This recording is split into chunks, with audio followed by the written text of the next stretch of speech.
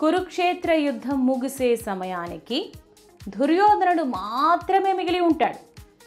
అతను తన సోదరులు, గురువులు, అలాగే స్నేహితుల శవాల్ని చూసిన తర్వాత ఈ రాజ్యం పట్ల ఆసక్తిని కోల్పోతాడు.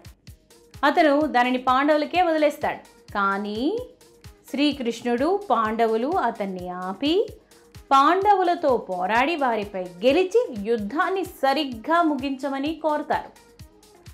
పాండవులు అతని వద్ద ఒక ప్రతిపాదన ఉంచుతారు. అదేంటంటే అతను తనకు నచ్చిన ఆయుధంతో పాండవుల్లో ఎవరితోనైనా ఒకరితో పోరాడటానికి పాండవులలో ఎవరినైనా ఎంచుకోవచ్చు అని అంటాడు ధర్మరాజు. అయితే దుర్యోధనుడు ధర్మరాజు, అర్జునుడు, నకులుడు లేదా సహదేవులను సులభంగా ఎంచుకొని వారిని ఓడించగలడు.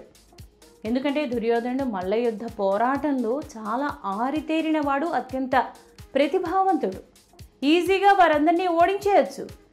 కానీ దుర్యోధనుడు అలా చేయలేదు.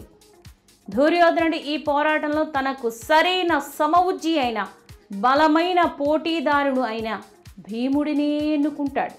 బలహీనమైన ప్రత్యర్థిని ఎన్నుకోవటానికి లేదా బలహీనులపైన విజయం సాధించగల ఏకపక్ష యుద్ధానికి బదులుగా సరైన ప్రత్యర్థిని ఎన్నుకుంటాడు.